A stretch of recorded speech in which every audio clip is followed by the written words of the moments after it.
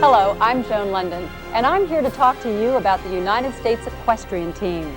I have always been a lover of horses and involved in the equestrian world. If you are as lucky as I am, you too have had the privilege of witnessing a sport which marries art and science, elegance and stamina, rivalry and unity, and beauty and excitement. The 1996 Olympics in Atlanta highlighted this magnificent sport when the American team, competing on their home soil, was the only team to medal in all 3 Olympic equestrian disciplines: dressage, eventing, and show jumping. This was an enormous accomplishment, as the United States has always struggled against its rivals from Europe, New Zealand, and Australia. But these Olympic Games, along with other competitions, have set a new standard. Team America is now recognized as a serious player in the international arena and is at the forefront of the equestrian world.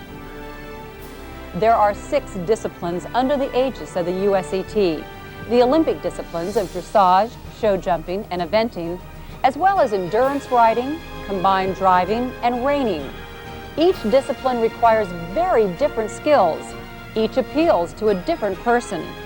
In each sport, men and women compete as equals. Michael Matz has been a member of 3 Olympic show jumping squads and a member of the silver medal winning team at the 1996 Olympics. My first chance at the Olympic Games was in 1976. In 1992, I made the Olympics with a horse called Heisman. And then again in 1996, I made the Olympic team with a horse called Rum 4, and we ended up winning a silver medal in the team competition. The man from track and field came up, and he was supposed to nominate Carl Lewis. And he said to Robert, he said, "This guy's been in the Olympics for 20 years? Why don't we just vote for him?" And that's how it came about. So I got a phone call, and he said, "You're going to carry the flag." He said, "You do want to carry the flag?" I said, "Who wouldn't?"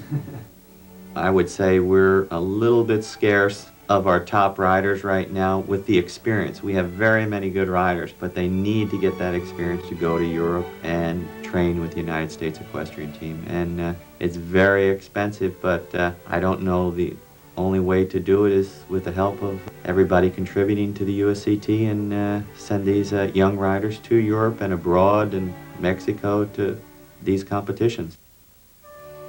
Not after Atlanta, but after Los Angeles, we could have fielded 2 teams of top riders. And right now we have slipped, I would say, we're not the power that we were 10 years ago. It's contributions that come from all over the United States that enables our young riders to get the experience that they need to compete in worldwide competition. My son said to me after the first day, he said, "Did you see me, Dad?" I said, "No." "Where are you sitting?" He said, "We're up in the corner there, just look." So the next day I rode in, and there was a big sign that said, "Go, Dad."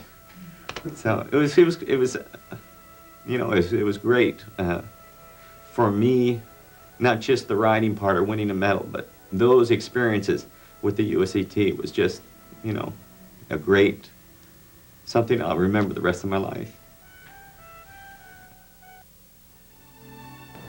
So as you can see, preparing horses and riders for competition is expensive.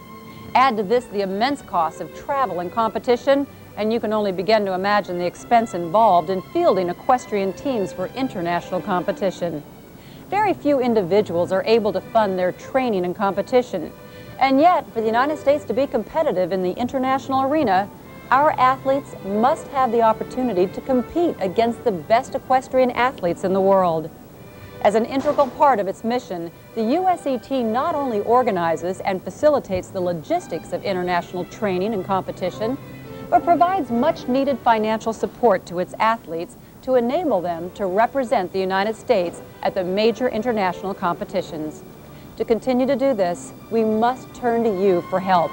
Without the generous support from sponsors like you, the USET would not exist. While many think that the horse world is synonymous with wealth, this is a myth.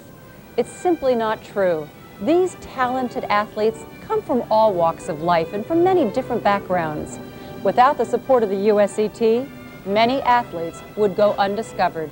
The USET offers development programs that enlist young Olympic hopefuls and give them the opportunity to train under the best coaches and compete in the most challenging competitions. These athletes are the future of our team. We had an opportunity to meet with some of these young hopefuls at a development clinic, and they spoke with us about their dreams.